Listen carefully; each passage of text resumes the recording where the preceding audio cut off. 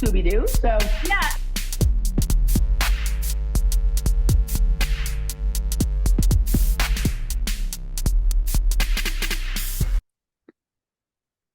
Hey everybody, welcome back. By popular demand, we have returned to the box. This is episode number 65 of Words. We have reached some kind of senior citizenship. I'm super exhausted, so I guess that works for me. And good midday Wednesday. It's midday Wednesday. Midday Wednesday. How goes your apocalypse? Oh my God. Well, I think I have a new understanding of apocalypse. Okay. Right?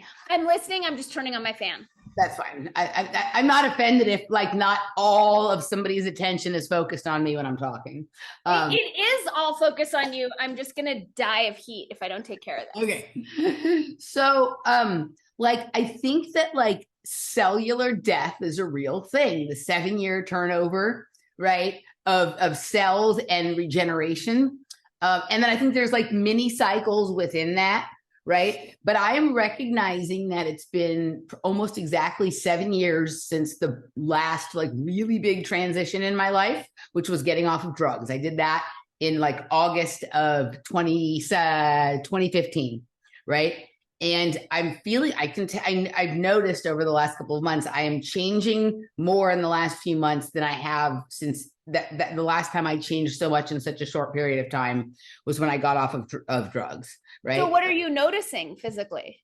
I'm just at certain physically. Well, okay. So I think there's mini cycles within that.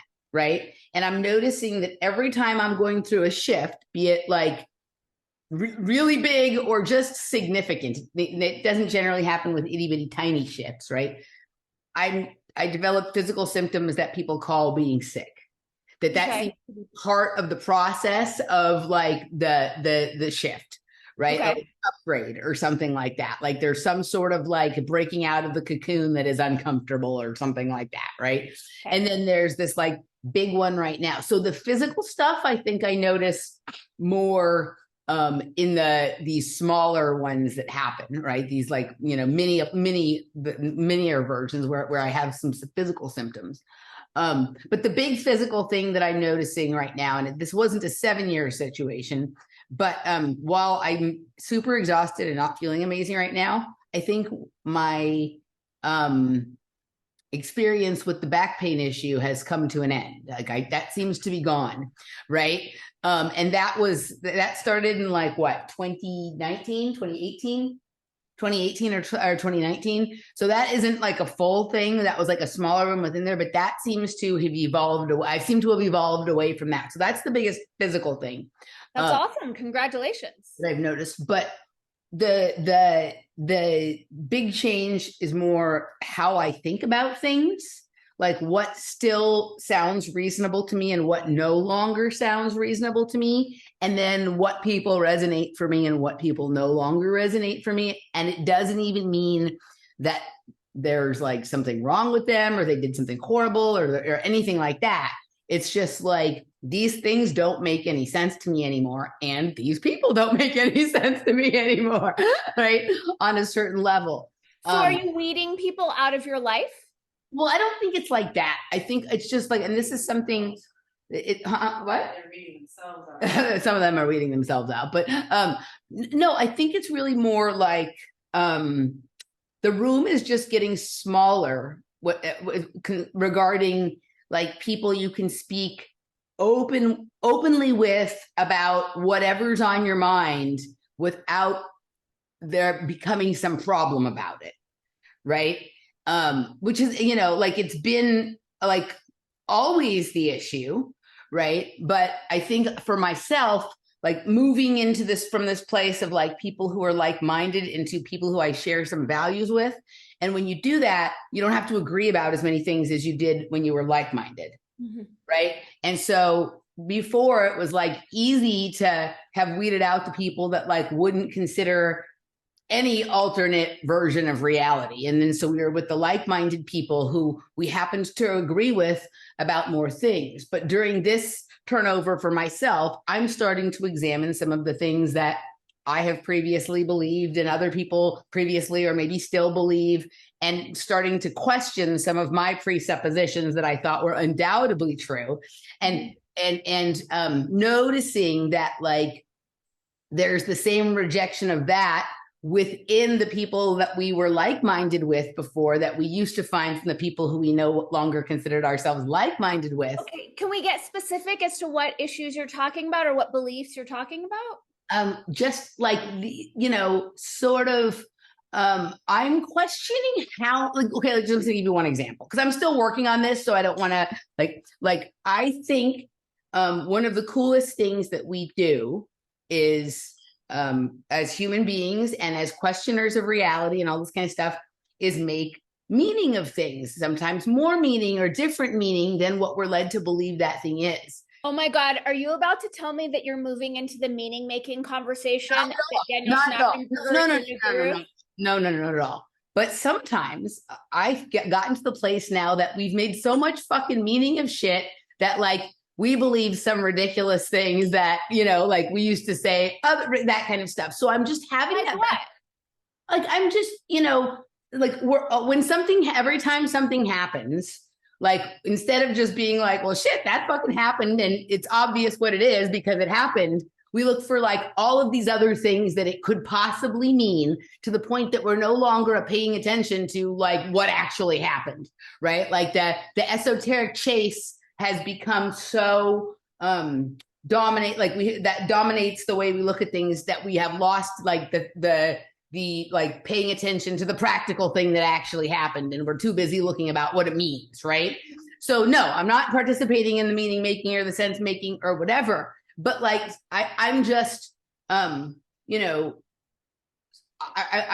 my own self sometimes like annoyed now when something happens and I feel a way about certain things and people start saying, well, maybe it really means this, or maybe it really means that, or maybe, no, this just happened. This is how I feel. That's what it means. That's it for right now. Like if there's more to it, I think that becomes apparent over time.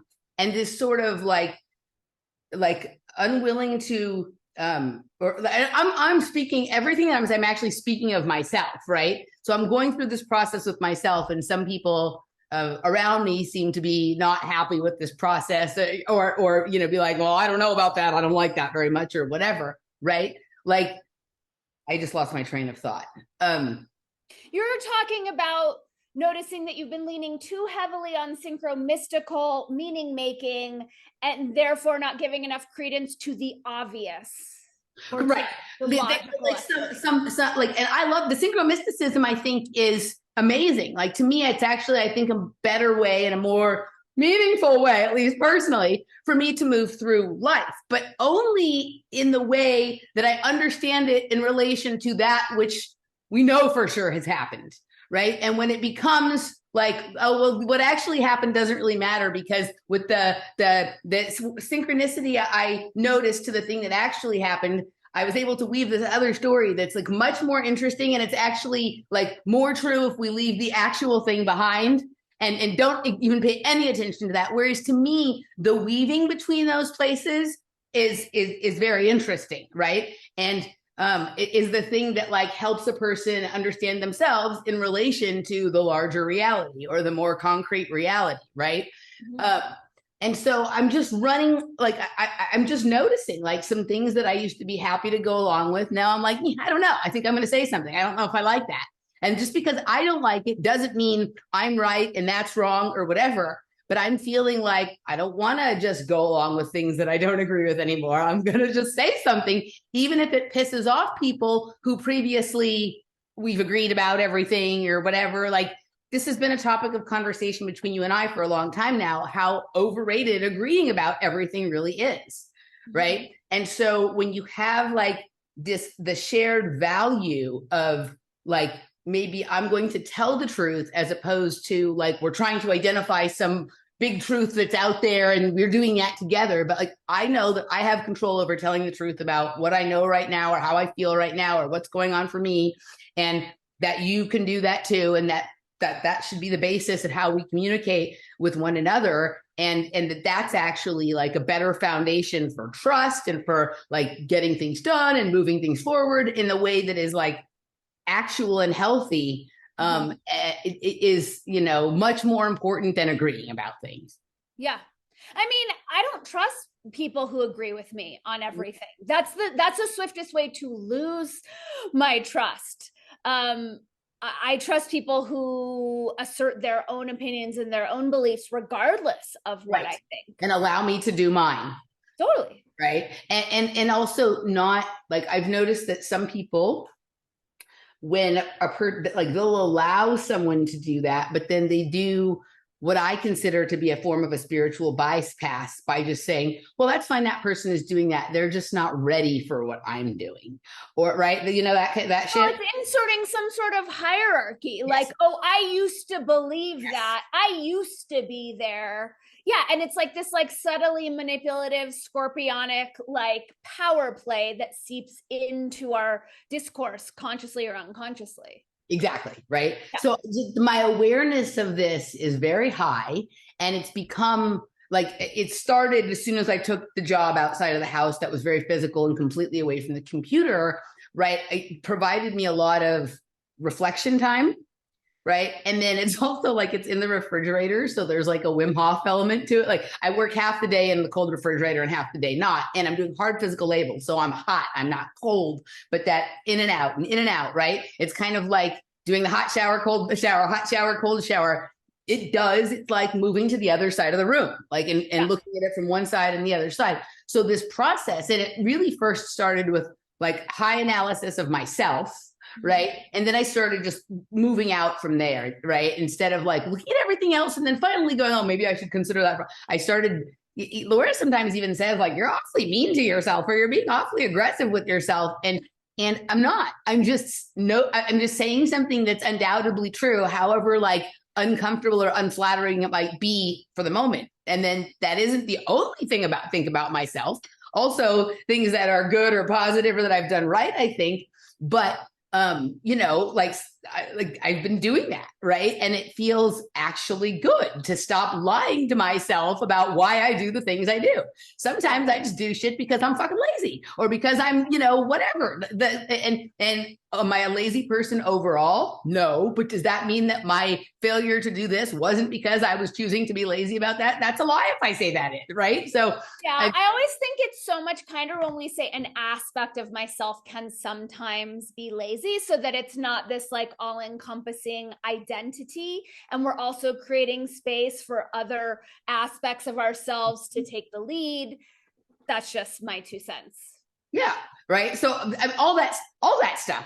But I think I've been doing, this has always been a part of my inner process. I've just been vocalizing it more lately. And like, I think part of it is just, I think we have gotten, you asked how the apocalypse is going. I think in a lot of ways, and I don't mean this in any kind of fatalistic or apocalyptic kind of way, but we have reached kind of the end of the road as far as like, if not now, to start taking chances that we've been tiptoeing around for a long time, but not exactly like going for. Like, when better? I can't I could imagine the world like more of a shit show than it is right now. But like, why should we wait till that happens to be like, oh, you know what? Now I'm going to take the chance of pissing someone off or being wrong or looking like a fool or getting in trouble or whatever it is that we're afraid of.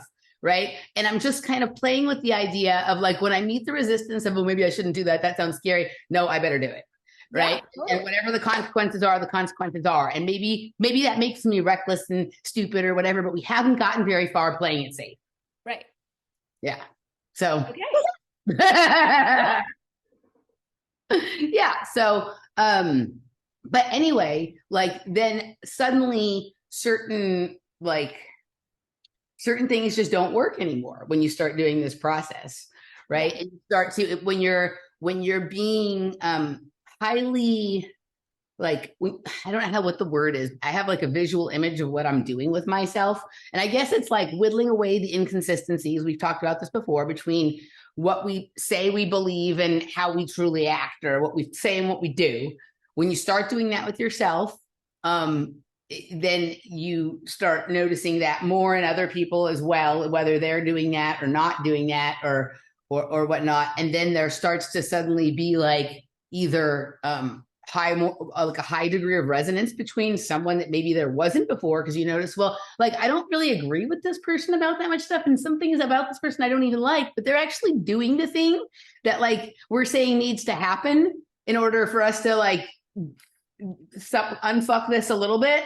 Right. Yeah. So I need to pay some more attention to this person over here, and this person over here who's intriguing for all kinds of like, seductive reasons and whatnot. They're actually not doing it.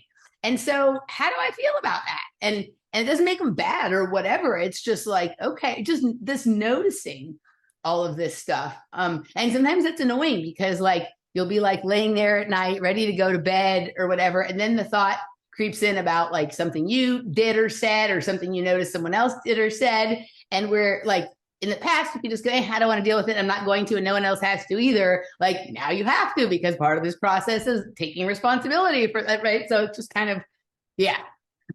That. It's fun. It's fun. Good for you. Awesome. I love it. Coming into deeper and levels of integrity, of authenticity, of resonance with yourself. It's fantastic. Yeah. But also like, I want to say huge thank you to my friends and colleagues and whatever who have, like given me room to do that, and who have responded positively. Like, cause I've had with a few occasions where I thought, you know what, this may be a problem, but I have to do this right now anyway. And been very, I don't want to say surprised, because I give people a lot of credit, but in some cases, the response has been as much as I could hope for, or more, in terms of how people reacted. And so that's a positive also, right? The room is getting smaller, like from certain people that you thought were like permanent members of the room, and the window is letting others in that you didn't know were going to be part of that, right? So there's balance. Cool. Yeah. And let's see, what else is going on? I feel like it's been a really long time since we have done a show. I think it's been a month. It has. I have some big news. Let's hear your big news. I finished my book. Yay! I saw that on your newsletter. Yes. Thank you. It was such a surprise, because I was just like chipping away for 3 years. And I fired my business coach, who ended up, and I know you advised me from the get-go not to empty out my savings account to hire her, and you were totally right. So I fired her midstream because she super sucked. And then I realized, okay, for my book to be ready by the holidays, I've got to get it edited and formatted and all of that done by October. And I'm like, shit. And then I look at my bank account and I'm like, okay, how is this going to happen? So I reached out to Robert Forti and I was like, any chance you'd be willing to edit my book? And he's like, book editor? He has edited like more than 20 books. Oh, interesting. Okay. Like big major books. Yeah. And he's like, it would be my honor, and I'm on my way to Santa Fe, so have a printed copy ready. It was such a like amazing synchronicity. And so I was still in the process of like working off of the printed version, putting all the changes from that into the computer. And then he ended up leaving a day earlier. So I just like kind of powered through so that I could print it out and give it to him before he left. And then he left and I was like, wait, I think I just did something massive. Yeah. I don't have to wake up first thing in the morning every day as I've been doing for 3 years to write. So it's been so nice to just like mosey, sleep in, be in nature. Yeah. So that happened. Yeah. So that's awesome. It's like, you handed the stick off, you finished your leg of the relay race, right? And so that's awesome. And, you may have to run another leg when he comes back and whatever, but to have that break and know that like, there's actually nothing I can be doing right now. It's impossible to rest when you have this belief that there's something you could be doing, but when it's been taken from your hands and there's nothing you can be doing, rest. Okay. So it's a dance because there are 80 illustrations waiting to be done. There's the cover waiting to be done. There's every other project that has been waiting until I finish this. And for me, it's been, like a clear demonstration of my own evolution in like, I'm letting myself rest. I know there are these things to be done and I am going to go to the lake and I'm going to go hiking and I'm going to play until I feel like today was the first day where I'm like, all right, let's start on these illustrations. So Yeah. for me, there's never nothing to be done. You could just put the illustration that's behind you on every page, and that would be the ultimate test as to whether people are ready or not to speak a new world into existence. That's right? one way to do it. Yourself alone. This is my big crossover. This is my mainstream book. So I'm making it easier on the people, not necessarily making them nauseous or dizzy on purpose. Yeah. So, okay. So, well, that's awesome. And congratulations. And Thank you. I've also talked about bringing Robert Forte back into the mix. He wants to come back. We spent so much time together, and I got so many great stories, and I'm like, we need to talk about this on the show. We need to talk about this on the show. Little market research for everyone who's watching. The working title is The Language of Betterarchy, The Polarization Solution. So if anyone has any opinions or wants to weigh in, message me or put in the comment stream. Gotcha. Okay. Excellent.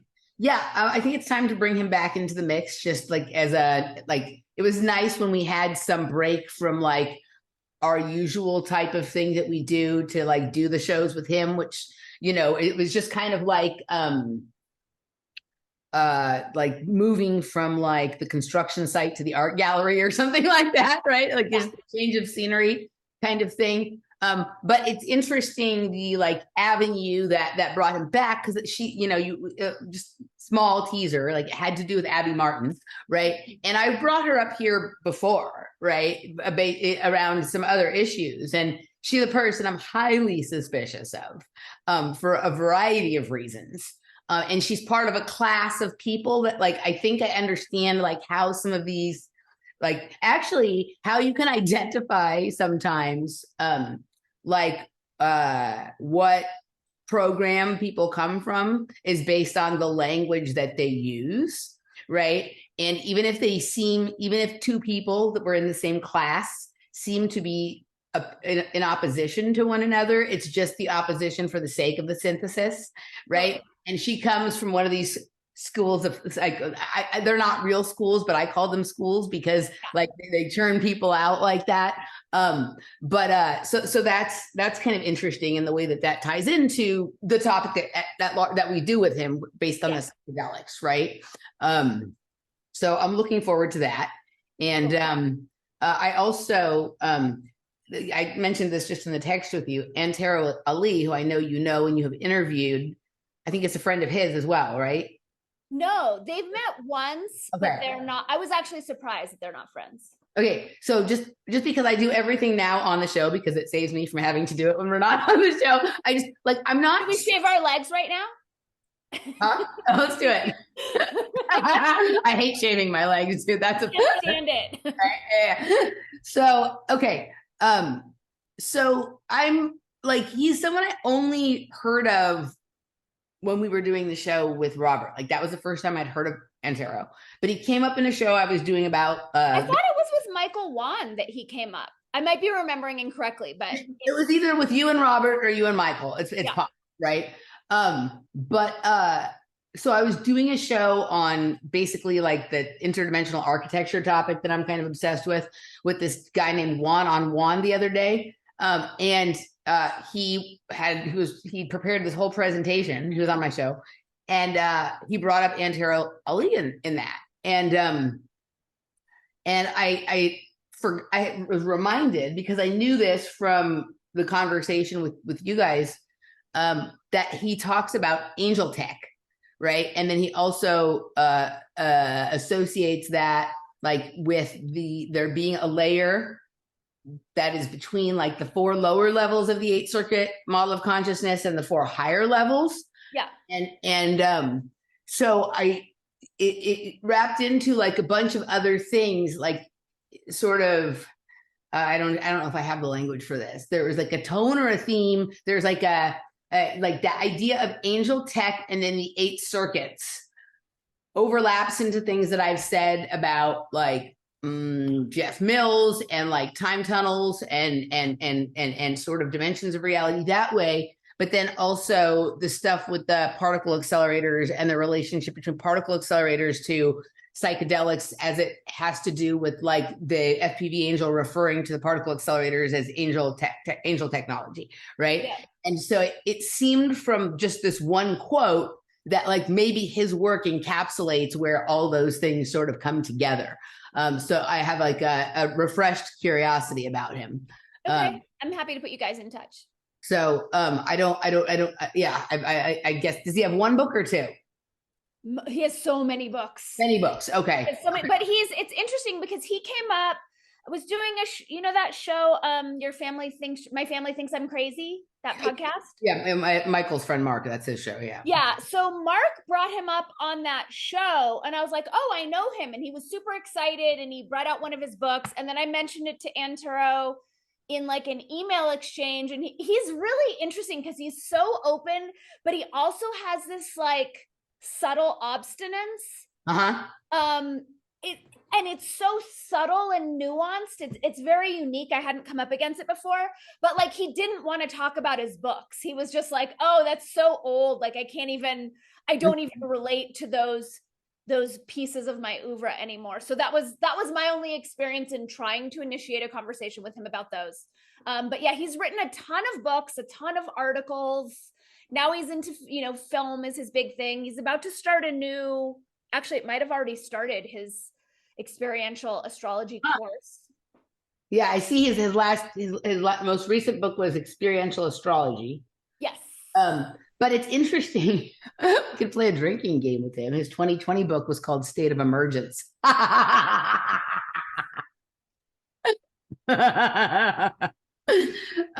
It looks like he has a lot of books, but it does look like he revisited the 8th Circuit thing in back in 2017. He's still really focused on 8th Circuit brain, and I know he teaches it once a year. His next one is coming up in March, so that is still a focus for him.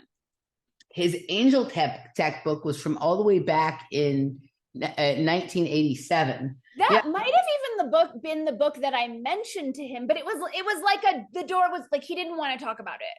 Right. With me. And it wasn't a podcast. It was just like kind of a behind the scenes thing. Yeah. Well, I think it is. I think it's a fair thing for people who like they've done all this new work and their work has evolved and people just want to keep going back to the old work. And it's one thing if the person has familiarized themselves with the new work and they're able to like draw like the line between that. But when it's just like, it's kind of like when I go to parties in Los Angeles and Doc Martin happens to be playing and like Doc Martin is still like riding the coattails of like the success he had in the mid 90s where people still think he's like the best DJ in the world and they still remember like what happened at their first rave and they're trying to relive that like 1995 all the way in 2022 and they're like, yeah, man, Doc Martin's really the best. I'm like, actually, I mean, he's still all right, but there's like there's like whole new worlds of music. So I get that, right? And some people are happy to just bask in like what they did once that still like, pays their way right now. And others who are true creators are like, that's lovely, but like, this is what I'm doing right now. So Malcolm Gladwell did a really good podcast about it when he was talking about the two different types of creators. And he was comparing Bob Dylan, who writes a song in 10 minutes and wins a Pulitzer. What the fuck? Right. Versus like Leonard Cohen, who like slaves and tortures himself over a song for like years and years and years and years. Mm-hmm. And in that podcast, he referenced an interview with John Lennon where he was like, are there any songs that you would go back and redo? And he was like, all of them. I can't even stand listening to them. And I think for people who are genuine creators and extremely dynamic, Antra is very, very dynamic, always evolving. It's like those things just seem so far away that it's hard to even remember what state we were in when we were putting those things out. And we've come so far. It's just part of his DNA at this point. It's not some like special exotic molecule he needs to like understand anymore. It's like built into the way he constructs reality. So talking about it would be like us going like, oh my God, I have skin, right? Like, it's just, yeah. Okay. So I wanted to check in on like a couple of the things that were going on before we sort of went on our little hiatus and then things that have happened. Yeah. We both got, just so everyone knows, like we were both had health stuff, right? I traveled. You traveled, and then you came back, and we both had health stuff going on. Health stuff. And so that was, we probably would have had a show a week or two ago if there hadn't been the health stuff. It wasn't a plan to go on this long of a hiatus, but it's me. Also, my perspective, bioweapon stuff, like not organic health stuff, bioweapon. In my instance, I'm pretty sure it was a bioweapon target. Well, the thing that is suspicious, so there's a couple, this is where I love the sort of multiple versions of possibility. The synchronicity, that sort of synchronic aspect of how all kinds of people who are thinking in certain ways, and I don't mean thinking the same things, but thinking about certain things in certain ways, all over aware of certain fictions. Right. Or just aware of like certain models of reality, whatever it is, fiction, however you choose to do it. Like everyone within the same period of time, same thing, right? Not in different states, different countries, right? All the same thing. Right. Different locations, different feelings about what things actually even are. All were having these same symptoms. So it could be that. Or it could be the other thing, which I was talking about, like, oh, there's some kind of larger reality shift going on that is this sort of upgrade, and the body is doing this when it's happened. And the two things are not mutually exclusive either, right? One could stimulate the other. Yeah. And I also interviewed Andrew Kaufman on Monday. I want to hear about that. Yeah. Oh my God. I was a little bit nervous about the show. And I didn't want to go over old territory, and his assistant gave me an hour, and we were pushing 2 hours when I'm like, all right, let's wrap it up. And it was a little bit stilted until his camera went out. And as soon as his camera went out, we were off, and it was like super flowing. And I got him to talk about a lot of things that he hadn't talked about before, but we really to an extent, because I didn't want to like repeat his work or Tom Cowan's work, but like unpacking the contagion myth. And then I know we had talked about years ago, one of our listeners was like, well, then what's chickenpox? So I was like, all right, like what's chickenpox? How does this, why do so many people get the same symptoms at the same time? If there isn't a contagion thing, he didn't, he's so like scientific and reserved and pragmatic, so he didn't say anything. But my sense is like larger frequency things that multiple people are being exposed to at the same time that have been rebranded as like humans taking the blame, in the same way that climate crisis is like, oh, it's all our individual humans' fault. So someone gets sick, it's like, who can I blame? Who was near me? It's like the same op in that sense. Right. I think the person who brought up the thing about the chickenpox, and it's funny because I've been thinking about this a couple of times in relation to who this person is, and that stuck with me, that question, where I was like, it wasn't really about the chickenpox. It was about the purpose of what were the purpose of chickenpox parties then. So I think we could explain away the chickenpox, but we couldn't explain away the parties. So the chickenpox would be, okay, there's something energetic going on in a certain area at a certain time. So it would not be surprising that many or most people would express certain symptoms because it's their body dealing with whatever that is. I just saw it when you said this, because I hadn't thought about this before. If someone who is affected by that frequency is now vibrating at that frequency, and that's like a dominant frequency that invites the other frequencies to harmonize with it. Okay, so yeah, right. So so if there's something happening in an area, then okay, it makes sense that a lot of kids at school got the chickenpox. Maybe not everyone, because based on some of the things, like I sent you an interview with Andrew Kaufman and Tom Cowan, and I'll tell you why I sent that in a minute. But like, okay, so it would make sense that if somebody's terrain was in perfect condition, they might not get it, and anybody else might get it. But then the idea is, once somebody found out someone definitely had chickenpox, they were sending their kid over there to basically be in that environment until they got it, so they could, right? So what would be interesting to know is how many people attended chickenpox parties and never got chickenpox. Okay, so I didn't go to a chickenpox party. I was actually at GO when I got chickenpox. Yeah, me too. And I wonder if I gave it to you. Yeah, what year did you have chickenpox? 1987. No, yeah, that's 1985. Okay, I had it either 1986 or 1987, but I'm pretty sure it was 1987. Might have been 1986. But yeah, it was 1985, but I had gotten kicked out of my computer class, which ultimately got me kicked out of the school, but they were letting me finish out the semester. So I was TAing for kindergarten. Not every, a large portion of the kindergartners all got it at the same time. Okay, so essentially, it wasn't exactly a chickenpox party; it was a chickenpox kindergarten, but almost the same. Okay, right. So I remember when I got it, like it was so funny because I'm very suggestive to itching, right? If I see somebody scratching, I'll start to itch. If somebody says like, so as soon as I heard a conversation about chickenpox, like when I was old enough to know what it was, I would start thinking I had it. I would look for like if there was any little bump on me, I was sure or whatever. So I remember someone in my group at the gym got chickenpox. And the moment I heard so-and-so had chickenpox, I started itching. I'm in the bathroom. I'm like showing people this, that. I didn't have them or whatever. And then I got them like a week or two later. Right. And I had them really bad. Right. I had them really, because we were older to get them. Yeah. I had them in my head. I had them in my mouth. It was eyes, mouth, ears. I was so sick, and it happened in the middle of the season, and I had won every meet to that point, and then I didn't win another meet after that. Like, by state, I came in second or something like that, right? But you know, whatever it was, that was what it was. But what would be fascinating to know is like some of these chickenpox parties were intense. Like, okay, once we found out what one sibling had them, we just locked those kids. We made the other kids stay home with them, even though they didn't have it yet, to make sure, like, people who were fully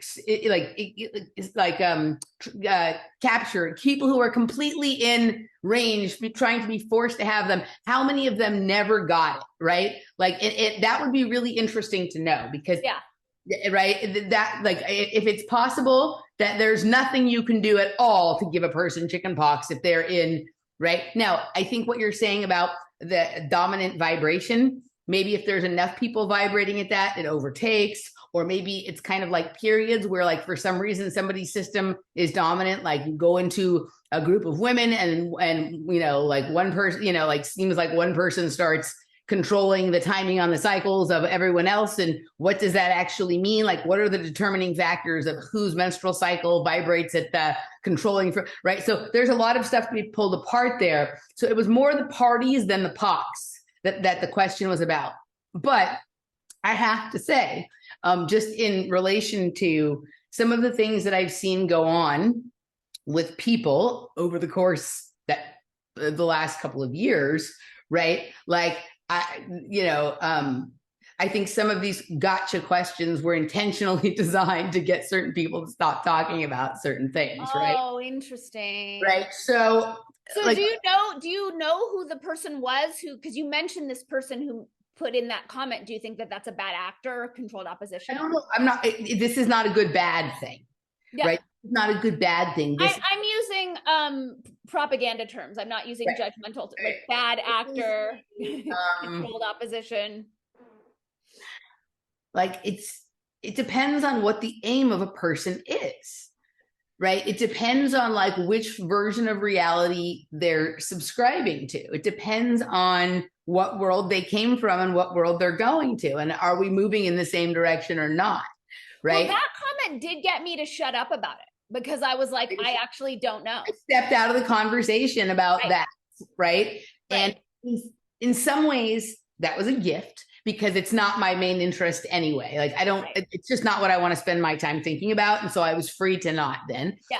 And on the other hand, if enough of us pulled back because that question was asked, that is why Tom and Andrew are still trying to, like, they're still at day one of that conversation, trying to convince a lot of people. Yeah. The reason I sent you that interview, do you know why I sent you that interview? And it's not just because you were interviewing him, although that was part of it. There was there was something they were doing in there that I thought was really interesting. I didn't watch it. So what was it? Okay. So they're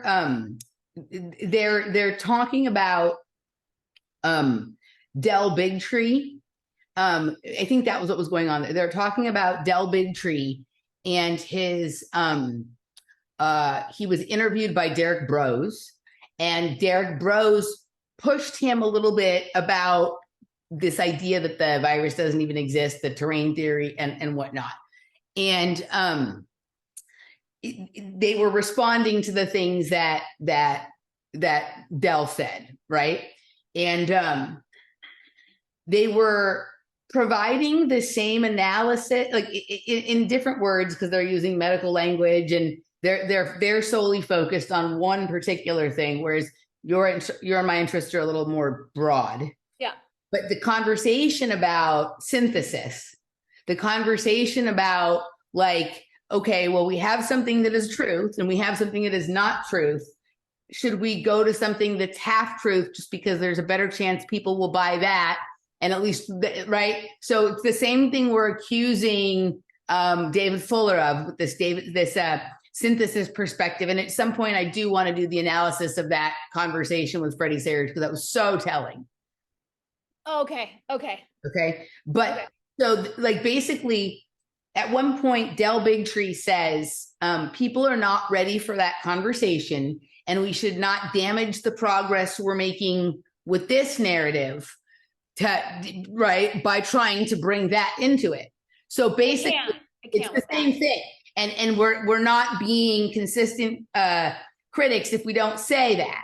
Okay, so this goes back to, and he did not want to talk about this, but like the circuit, and you have these people who are on the circuit who will compromise truth, right? Stay on the circuit and keep that attention going, that part of their careers going. And it seems, from my perspective, Andrew is not doing that. Right. So this was my question to David Martin, right? Was like, how, if you're attending all of these red pill conventions or truth conventions, and you're on stage with people who are saying actually something completely different than you're saying, the only like combined like sort of operating principle seems to be don't believe the mainstream media, or like whatever the normies say, as long as it's not that, then it doesn't matter if it's the truth or not. It's just not that, right? And I think it's fine for people to have different opinions. Again, I would be concerned if we were all agreeing about everything. But how come there's not debate between, if somebody's saying, if you have obviously people like Malone and McCullough who think it exists, and you have other people who don't think it exists, where's the conversation? Where's the debate? Yeah. This is what so-and-so thinks, this is what so-and-so thinks, let them present theirs, and then questions about back and forth. That isn't generally a part of that, right? And it's because, each person wants to maintain the following, the income, whatever that they have, including the person with the conference who wants to have something for everyone.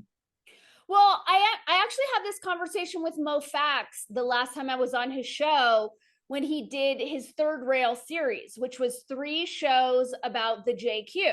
And I was like, and I pushed him on it, and I'm like, why are you not talking about Khazaria, especially since we just got into this war with Ukraine? Like, if you're going to claim to have the conversation, then why aren't you having the conversation honestly?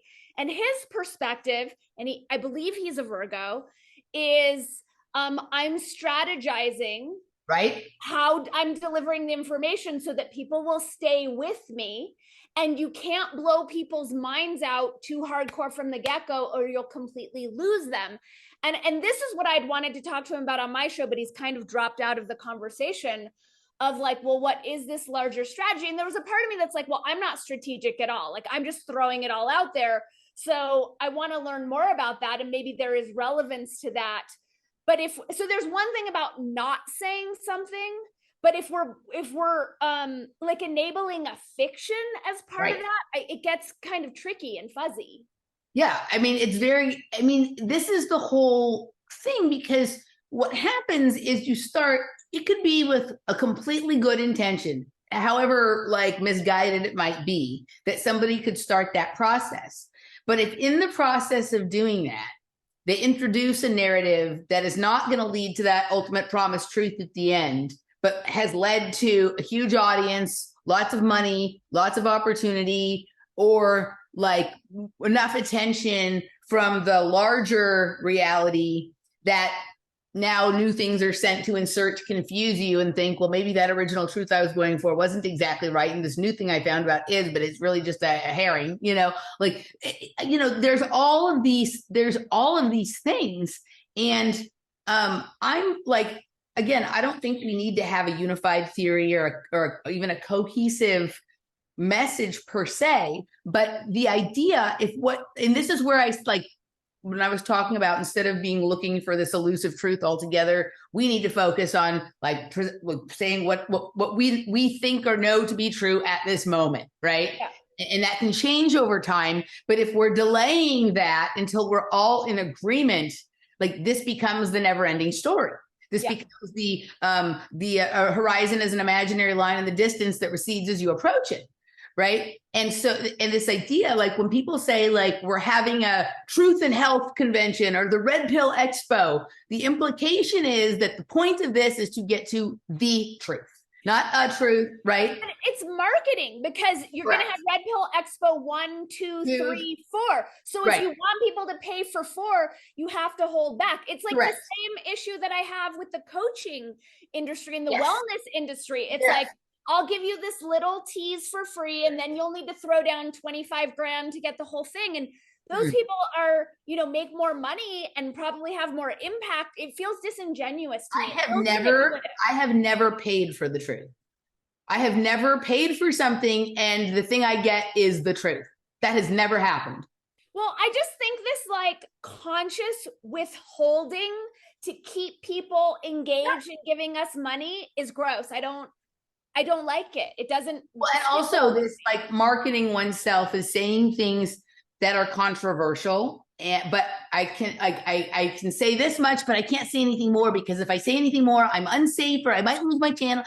We like this whole, and we've all participated in this to some like layer or level or whatever. But like, and this is something I've said in the beginning, if I ever find out the truth, right? If I ever figure out like the door to the exit of the movie theater is right there, I'm just going to say it publicly, shut everything down and be done if I needed to. But I'm not going to be like, and if you attend my course, I will tell you where the door is, right? Like the course is about, developing strategies to try and find the door. But if you know where the door is and you've charged people to try and find the door, and at the end of the day, you don't tell them where the door is, or in fact, you're actually kind of a sick fuck if you know where the door is and you see how humanity is suffering, you don't just say, the door is fucking over there, I'm out, right? Like, let them figure out if they want to go to the door and all that kind of shit. Like, these are some of the questions that I have at this point.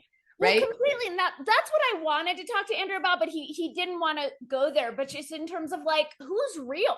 Like who in this, this larger conversation and in this community of truth tellers are actually devoted to the truth, and who are milking it for exposure and money and ego stroking?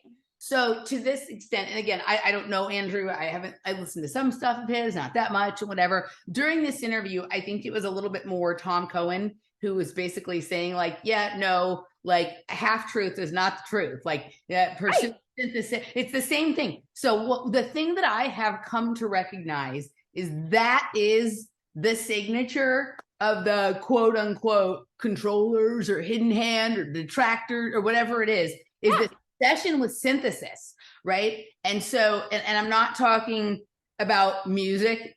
I think music is the thing that inspired it, right? That like, if we take two things that oppose each other and we put them together, we have this thing that is more pleasing than either thing is opposite. And they're thinking that that's how like everything else works too. Like that's what the inspiration maybe is. In the best, I'm giving them more credit probably than they're due for their like why they do something, right? But listen to this, right? So think about, this is our criticism of this, what's going on in politics and social culture and all the people that we're criticizing, right? Because that is what David Fuller is doing. He's saying the quiet part out loud. He's like Donald Trump or something. Like he says the part, like he's mad at Jordan Peterson because he's not doing a synthesis perspective. Like you weren't supposed to say that part out loud. You just like, that's also a signature, is like being mad that other people aren't saying what we're saying. Correct. But the point is like, this is how the whatever the fucking, I don't even know who it is or what it is. keeps sending this thing is because they're constantly doing synthesis, right? Yeah. The longer you synthesize, the more you synthesize, the farther away from the actual thing you become, while still being able to present it as something more true than the thing that is obviously false. So as you're saying this, what's coming to mind is in the 2020 election where people were saying, well, even if Donald Trump wins, he should still give it to Biden because it'll be kinder for the country. Or even if Donald Trump really did win, this is better. Right. This is full Sam Harris territory, right? Yeah. Exactly. Right. Where it's like the lie is better because people are too jacked up on mind control to be able to handle it. It's like, no, the truth is always the best. Every time you synthesize something, with the exception of music, and that, like, you know, we can get into a more philosophical conversation about music, but for the point of this conversation, I'm not talking about music, right? Every time you synthesize something, you delay the discovery of the truth, the actual truth of that thing, while still being able to perpetuates the lie. Well, you are perpetuating the lie if you're delaying the truth. Right. But it also buys the cover of, like, the cover story of this. Well, this is for sure more true than the other thing that we know is false. So that, like, buys it's like being a little pregnant. Right. Right. But think about this. When people are just trying to look for cover, they're trying to keep their identity as an agent of the system hidden for as long as possible. Every time they synthesize something with the truth, it does move a tiny bit farther away from false, but no closer to truth. It just moves off in this, like, forked direction.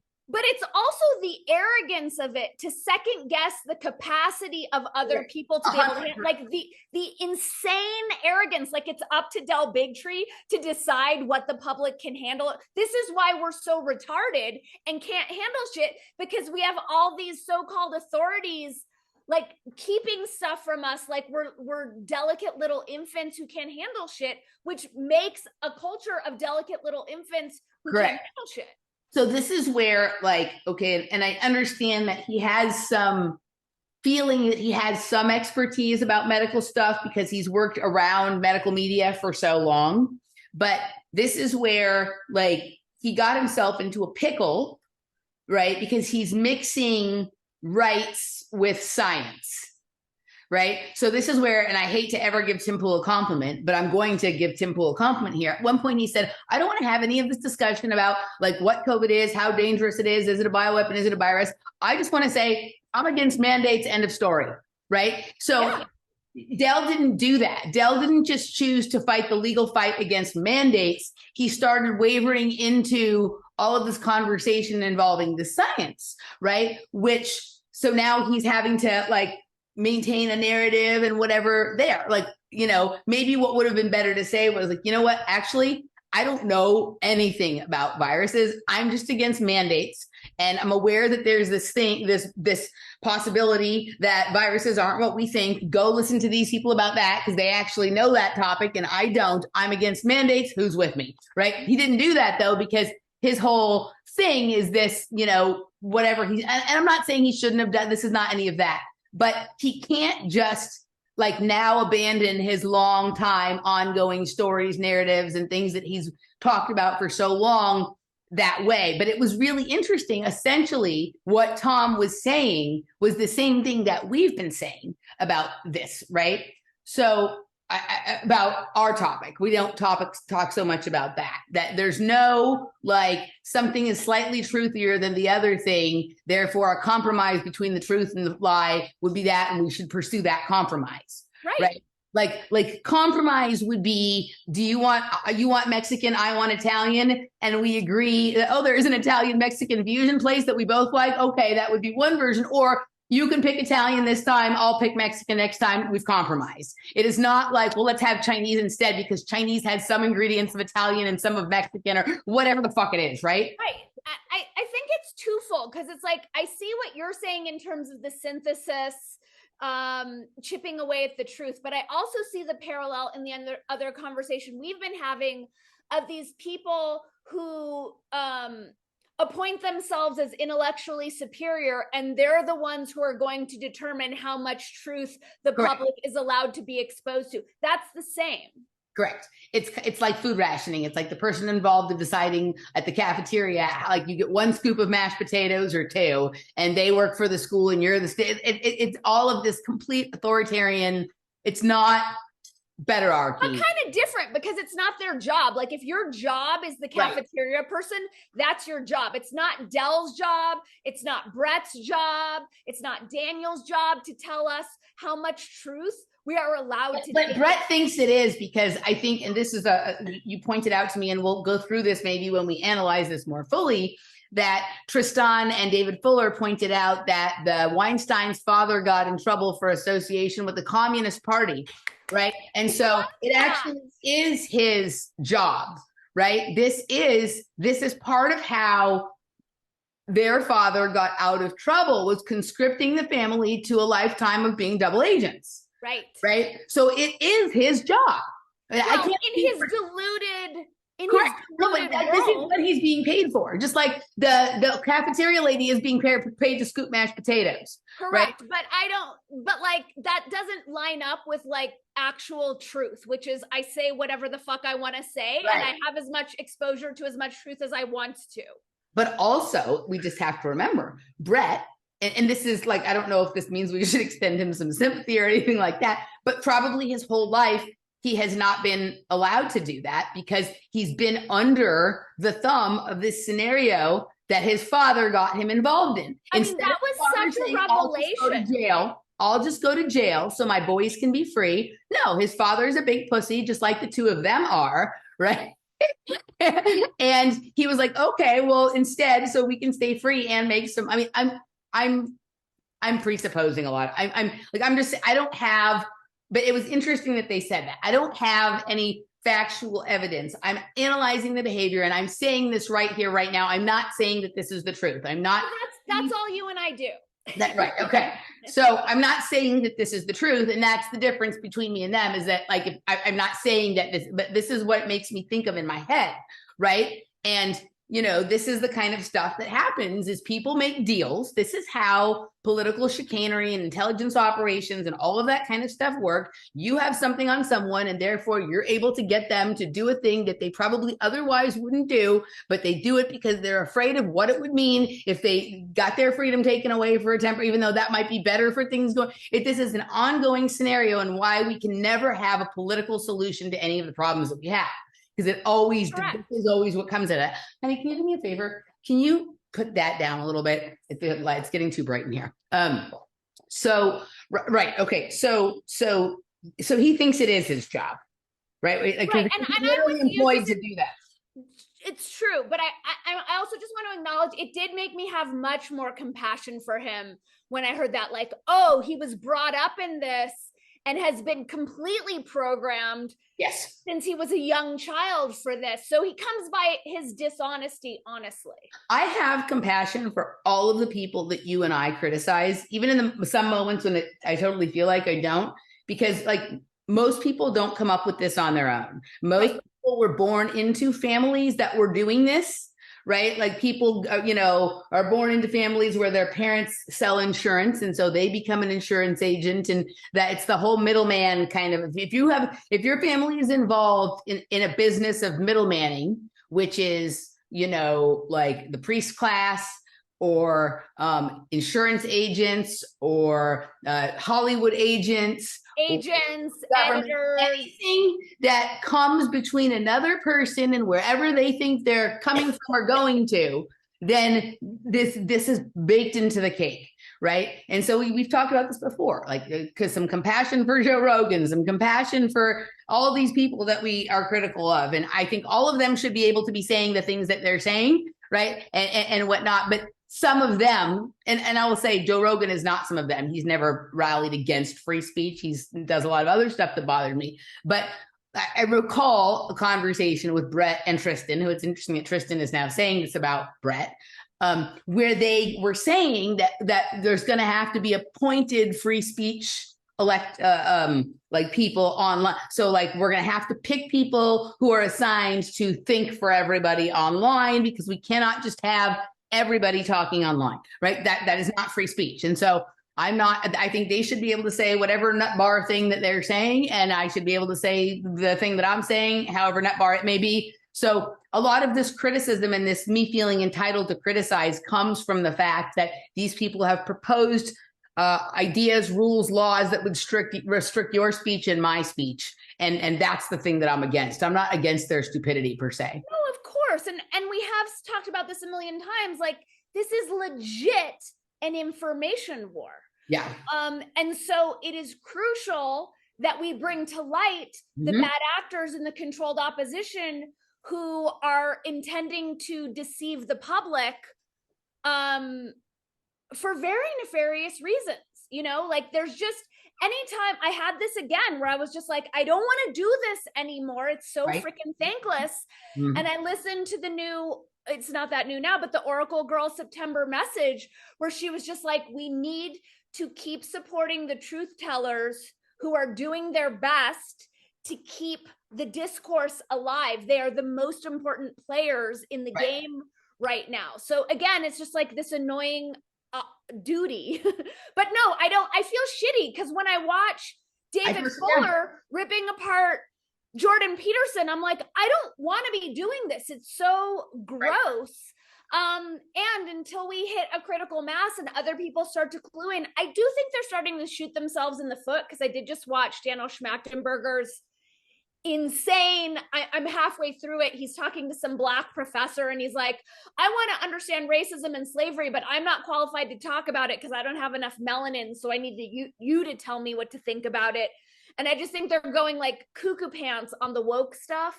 Cuckoo pants, like fucking cuckoo pants. It seems to have elevated in the last few weeks to a level that is just like, whoop. But yeah, no. I think that the wheels are coming off the train of sense making and synthesis and whatnot, right? And I wanted to say something else about this synthesis. So I saw it there. Like, I saw them discussing essentially the same thing. It was really Tom who said it, not so much Andrew.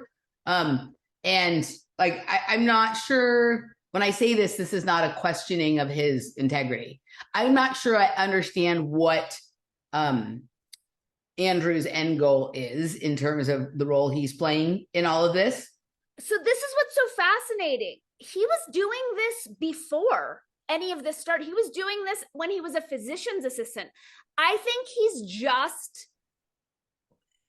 that he's driven to unearth corruption in the medical system and in the whole system and just bring truth to light. I think it's just how he's wired. I don't know that it doesn't seem like he's doing anything different than he was doing before. He's just getting a lot more attention for it. Okay. So yeah, I just can't assess what his intention is, right? Like, it seems to me that like Cohen is not really doing doctor stuff anymore. Like, his website has a complete disclaimer. He sells a few products. I think he feels like he can speak freely because he's not practicing as a doctor in the same capacity that he was before. So I don't know. He was the one who sort of pointed that out.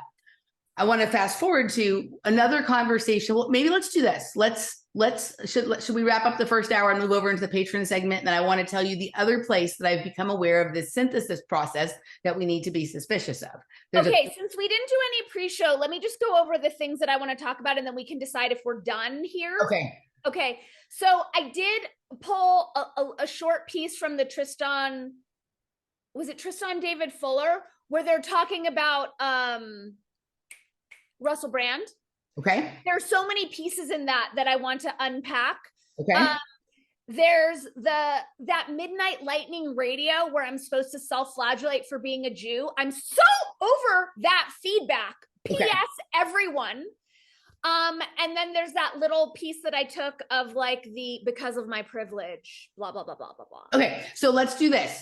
Let's wrap here. Let's do the Midnight Lightning radio, the coaching thing that you just, whatever was the thing you just said, that let's bookmark the other one. And I think our next episode will do the David Fuller being interviewed and then the David Fuller interviewing Tristan Harris. We'll do one in one segment, one in second next time we get together, because I think there's tons of stuff there for doing. So let's put that there. So let's move those two topics and this other synthesis thing that I wanted to talk about into the Afterword segment. And does that work for you? Works great.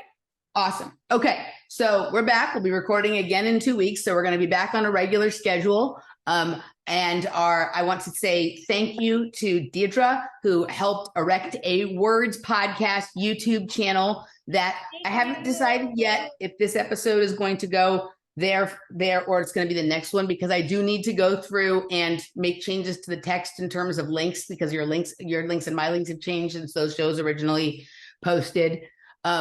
And then when that channel happens, there is going to be an episode missing, because it's interesting. One of the things that posting them did is it flagged one of the shows and gave a warning for it that had not been flagged on either yours or my personal channel. So I will tell you which one it is. So you can Okay. right. But it's available on the Rumble channel. So everything is available somewhere. But it just got a warning. I'm so curious. Yeah. So anyway. I love that we already got a warning and we haven't even gone live. Correct. But I think that's why we didn't actually get a strike, because it was unlisted. And so I think people, I don't like to say anything nice about YouTube, but the fact of the matter is if you upload your thing and leave it unlisted for a couple of days, if there's a problem, they'll let you know before you actually post it. And the punishment for an unlisted video versus a listed video is less. Right. So there's a tactic that people can employ if they want to be. I hate that we're even talking about this, but this is the truth. So thank you to Deidre. You know who you are. I don't know if this show or the next one will be there. I don't have the channel live yet, so you can't go there and subscribe yet, but that will be coming shortly. So there will be a separate Words podcast YouTube channel for our things. If you enjoy this content and would like to support us and check out the afterwords of this show and every other show we've ever done, wordspodcast.locals.com. We will see you on the other side. Bye. All right.